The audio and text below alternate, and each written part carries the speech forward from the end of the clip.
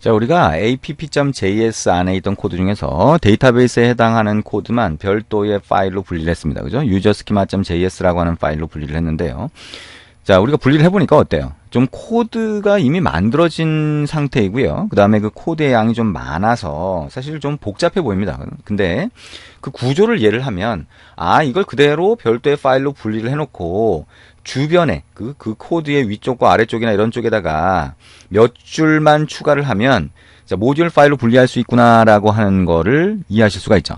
그래서 그것만 잘 이해를 하시면 그렇게 어렵지가 않아요. 그러면 이제 데이터베이스가 아니라 라우팅 함수를 한번 분리를 해봅니다. 자, 라우팅 함수라고 하는 거는 여기 보시는 것처럼 요청 패스로 요청이 들어왔죠. 그러면 그거를 처리하는 함수를 우리가 여기에다가 등록을 하게 되는데 이 함수 부분이 코드가 많다는 거예요. 그래서 이 함수 부분에 해당하는 것만 일단 먼저 분리를 해볼 수가 있습니다. 즉 /process/로그인으로 요청 패스, 요청 패스로 요청이 들어오면 이 포스트라고 하는 함수 안에 함수의 파라미터로 전달되는 이 함수가 실행이 되는 거죠. 이 함수를 별도의 모듈 파일로 분리를 해보자라고 하는 겁니다. 자, 그 과정을 같이 한번 해봅니다. 자, 그러면 이제 어떻게 하면 될까요? 자, 우리가 데이터베이스 관련된 거는 데이터베이스 폴더로 일부러 분리를 해놨어요. 왜냐하면 이 사용자 스키마 말고도 게시판이면 게시판 스키마, 아니면 다른 메모면 메모 스키마 이런 것들이 다 있겠죠. 그것들을 데이터베이스 관련된 거는 한꺼번에 몰아넣기 위한 거예요. 나중에 관리할 때 훨씬 편하게 됩니다. 이렇게 하면 이번에는 모듈 이그젬플에서 왼쪽에 모듈 이그젬플에서 오른쪽 마우스 버튼 눌러서요. 폴더 만들기라고 하고 이번에는 라우트라는 폴더를 하나 만들어 봅니다. 라우트 또는 라우트라고 하는 폴더로 만들어 보시면 되고요. 어떤 이름으로 만들든 상관은 없습니다.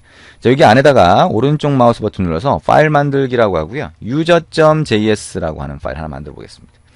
자, 이 user.js라고 하는 파일에는 라우팅 함수, 어떤 요청 패스로 들어왔을 때 실행될 함수를 여기다 등록을 해볼 겁니다. 자, 그러면 한번 가서 볼까요? 자, app.js에 이제 다시 가서 보면 밑으로 한번 내려와 보죠. 밑으로 내려와 보면 라우팅 함수 어디서 등록하고 있어요? 여기서 등록하고 있죠. 라우터라고 하는 객체를 참조한 다음에 라우트라고 하는 함수와 포스트 또는 get이라고 하는 함수를 호출해서 여기다가 이 안에 파라미터로 전달되는 함수를 여기 만들어 놨죠. 그러면 얘기한 것처럼 이 부분이 복잡하다는 거예요. 여기 함수 부분이 코드가 많으니까 이거 전체가 굉장히 복잡한 걸로 보이게 됩니다. 그래서 이 함수만 별도로 분리를 해보자는 겁니다. 이 함수만. 근데 이 라우팅 함수가 전부 다 사용자 관련된 것이고, 사용자 관련된 게 로그인, add user, 그 다음에 list user가 있다는 겁니다. 그러면 이거를 전부 다 사용자 관련된 라우팅 함수라고 보고 user.js 안에 한꺼번에 넣어볼 겁니다. 자, 그러면 이거를 어떻게 넣을 것이냐. 자, 이렇게 한번 해보죠. 여기 있는 펑션에 해당하는 요 부분까지 선택을 하고요. 컨트롤 C 눌러서 복사를 합니다. user.js로 와서요. 여기다가 var 로그인이라고 하는 변수를 만들고 이퀄 한 다음에 컨트롤 V에서 붙여넣기를 합니다. 맨 마지막에 세미콜론 넣어도 되고 안 넣어도 되지만 어쨌든 세미콜론을 붙여줍니다. 자, 여기 가면 그러면 결국엔 이 로그인이라고 하는 함수를 하나 정의를 한 거죠. 그리고 여기에는 req, res라고 했으니까 요청 객체와 응답 객체를 파라미터로 받는 이 코드 부분이 그대로 복사가 된 겁니다. 그러면 이걸 어떻게 하면 돼요? 이걸 맨 밑에다가 밑에 코드에서 모듈 함수로 등록을 해주면 되겠죠. 그래서 모듈 함수로 등록을 한다라고 하는 거는 module.export에서 이 함수를 할당해주면 되는 거죠. module.export.login 이렇게 하고요. 이 로그인 함수를 할당을 해봅니다. 그러면 이 로그인 함수가 그대로 이 모듈을 require로 불러오는 쪽에서 호출할 수 있도록 그렇게 등록이 된 거죠. 자, 이제 두 번째 한번 해볼까요? 여기에 app.js 안에서 이 부분 그대로 복사를 해봅니다. 이 부분까지 선택을 하고 컨트롤 C가 되겠죠. 자, 이건 뭐예요? add user 부분이 되겠네요. 그러면 똑같이 var add user라고 하고 equal 컨트롤 V 세미콜론 붙여봅니다. 자, 이런 형태가 됐고요. 자, 마찬가지로 마지막에다가 module.export. add user인가요? add user는 add user 이렇게 동일한 이름으로 등록을 해봅니다. add user가 됐고요. 자, 이제 세 번째 함수가 되겠네요. 세 번째 함수 ap.js에 가보면 자, 세 번째 함수가 이 부분이 되겠네요. list user에 해당하는 부분이 됩니다. 자, 컨트롤 C 해서 했고요. var list user라고 하고 equal 컨트롤 V가 됩니다. 자, 그리고 마지막에 와서 module.export.list user equal list user 이렇게 하시면 되겠네요. 자, 컨트롤 S 눌러서 이 세 개의 함수를 별도의 모듈 파일로 분리시켜 놓은 겁니다. 어렵지 않죠? 자, 요런 형태로 하니까 뭐 별도의 객체를 만든 것도 아니고, 자, 이 코드를 함수로 딱 정의를 하고, 그 다음에 밑에 module.export. 속성 이름 이퀄 함수 이름 이렇게 등록을 한 겁니다. 아무것도 아니에요. 그죠? 그러니까 여러분이 이 안에 들어가는 이 코드가 어떤 의미다라고 하는 것을 알고 있다면 그렇게 어렵지 않게 구성하실 수가 있습니다. 자, 단지 이 안에 보면 자, 데이터베이스니 자, 유저 모델이니 이런 것들이 들어가 있는데 이런 것들은 이 안에서 뭔가 참조한 게 없죠. 그러니까 자, 저런 것들을 어떻게 할지 자, 그거는 우리가 추가적으로 더 자, 집어넣어야 되는 자, 만들어야 되는 내용이 됩니다. 자, 근데 어쨌든 자, 여기까지 하고요. 그 다음에 app.js로 한번 가봅니다. 자, app.js로 가서 자, 이제 어떻게 할 거냐? app.js로 가서 이제 변경을 해봅니다. 어떻게 되는 거예요? 자, 여기 위로 한번 가볼게요. 자, 위로 한번 가서요. 이 유저라고 하는 모듈을 하나 만들었으니까 이 유저라고 하는 모듈을 처음에 불러와야 되겠네요. require라고 하는 걸 가지고 불러올 수가 있을 것 같습니다. 자, 그러면 유저라고 하는 모듈을 불러오는 거는 요 바로 위에서 여기서 불러와도 되고요. 맨 위로 올라가서 자, require를 사용하는 이 코드를 여기서 썼으니까 자, 이 부분에다가 같이 넣어줄 수도 있습니다. 여기다 한번 넣어보죠. var user라고 하고요. require라고 하고 /routes라고 하는 거 /user 이렇게 하면 routes 폴더 안에 있는 user.js라고 하는 모듈을 불러올 수가 있게 됩니다. user라고 하는 변수에 할당을 했죠. 자, 그러면 이제 여기에 /process/login post 다음에 있는 이 부분을 이제 대체를 합니다. 자, 이 부분을 선택을 해서 백스페이스 누르면 없어지겠죠. 자, 여기다가 어떻게 하나요? 유저라고 하는 게 유저 모듈이 되겠죠. .login 이렇게 하면 우리가 자, user.js 안에 정의했던 이 로그인 함수를 지정하는 겁니다. 그러면 여기다 지정해 놓으면 자, 이 요청 패스로 들어왔을 때 이 함수를 자동으로 호출해 주겠죠. 자, 이렇게 변경하시면 되고요. 그다음에 여기도 마찬가지로 이 부분을 선택을 해서 백스페이스 키 누른 다음에 그럼 삭제가 되겠죠. 자, user.add user 하시면 됩니다. 그 다음에 이 부분도 동일하게 처리를 해주시면 되겠네요. 이렇게 선택을 하고요. 백스페이스 user.list user라고 합니다. 자, 그렇게 어렵지 않죠? 자, 우리가 코드의 양이 많기 때문에 조금 두려움이 있을 수 있지만 자, 코드의 양하고 상관없이 여러분이 모듈이라고 하는 걸 어떻게 구성한다를 이해하시면 몇 번만 반복하면 자, 이해한 상태에서 몇 번만 반복하면 아, 이렇게 구성할 수 있구나 라고 하는 거를 아실 수가 있을 겁니다. 자, 근데 이제 여기에서 보면 자, 한 가지 문제가 있어요. 그렇죠? 자, 문제가 있습니다. 그래서 그 문제라고 하는 거는 자, 여기 가서 보면 데이터베이스라고 하는 걸 사용을 하는데 데이터베이스를 여기서 참조한 적이 없어요. 그렇죠? 예, 데이터베이스를 참조한 적이 없고요. 자, 여기 가보면 authUser라고 하는 걸 호출하는데 authUser는 이쪽에 가 있네요. 그렇죠? 이쪽에 가 있습니다. 자, 이런 문제들이 여기에 남아 있어요. 그래서 자, 이런 문제들을 어떻게 해결할 거냐라고 하는 거 그게 이제 필요합니다. 여기 add user도 마찬가지고요. 그 다음에 유저 모델이니 뭐 이런 것들이 여기 나와 있게 됩니다. 자, 이걸 어떻게 해결할 거냐?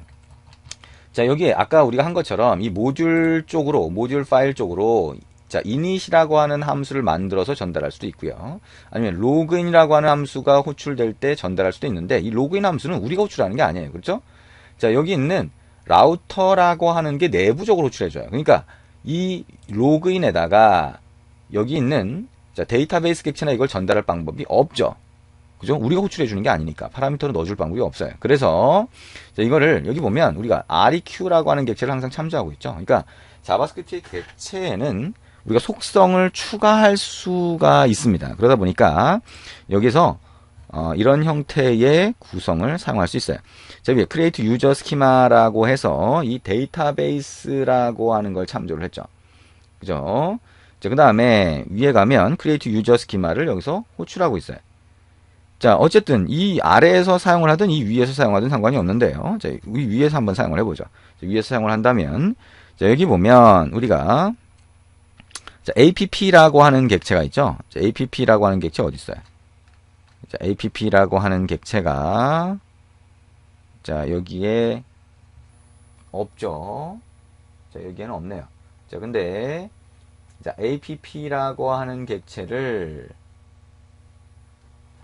자, 여기에는 없지만 이 connectdb라고 하는 걸 호출하는 시점에는 확인할 수가 있죠. 어쨌든 이걸 명확하게 하려면 자, 여기에 이 부분을 코드를 잘라내서요. 자, 이 부분 선택을 해서 컨트롤 X 눌렀습니다. 자, 그 다음에 이 데이터베이스 관련된 코드를 아래쪽으로 옮겨줍니다.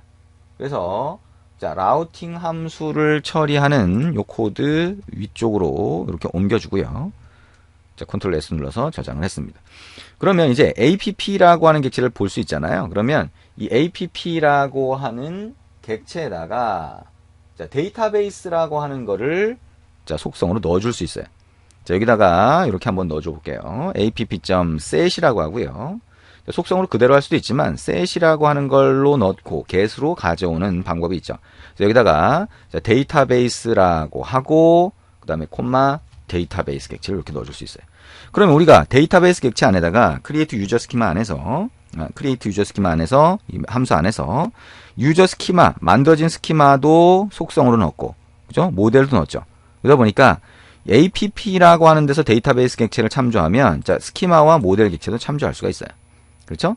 그래서 이렇게 넣은 다음에 user.js 파일로 가서요. 자, 코드를 약간 바꿔줍니다. 그래서 자, 어떻게 바꿔주냐? user.js 안에서 로그인해서 자, req라고 하는 거를 참조를 하는데 여기에 데이터베이스가 필요하다. 그러면 var 데이터베이스라고 하는 거는 req라고 하는 요청 객체 app.get 하고 데이터베이스 이렇게 넣어주시면 됩니다. 그러면 여기 app라고 하는 거는 또 어디 들어가 있냐? req라고 하는 거 안에다가 한번 넣어주면 되는 거죠. 그죠? req라고 하는 거에다가 넣어주면 됩니다. 자, req.app라고 하는 거를 어떻게 넣어주냐라고 하는 걸 먼저 한번 보시면 되겠죠. 자, 이런 형태로 해서 이제 우리가 코드를 다 바꿔주시면 됩니다. 저 로그인 쪽에도 바꿨고요. 그 다음에 여기 add user 쪽에도 이렇게 바꾸고요. 자, 넣어주는 거죠. 그 다음에 list user 쪽에도 데이터베이스를 req.app.get으로 참조하도록 이렇게 바꿔줄 수가 있습니다. 자, 아까 얘기했던 것처럼 저기 유저 모델이라고 하는 거는 데이터베이스 안에 들어가 있죠. 그러니까 이 부분은 유저 모델 점 해서 하는 거는 데이터베이스 점 유저 모델 이렇게 변경해 주시면 됩니다. 자, 이렇게 해서 모듈 쪽으로 이 데이터베이스라고 하는 객체를 전달하는 방법 같이 한번 봤습니다. 자, 여기도 보면 add user나 이런 게 들어가 있죠. 그래서 요거는 add user 부분, us user 이런 것들은 app.js에서 자, 가져올 수가 있죠. 여기 보면 us user라고 하는 게 있죠. 자, 요것도 자, 요거를 그대로 선택해서 컨트롤 X 잘라낼 수가 있습니다.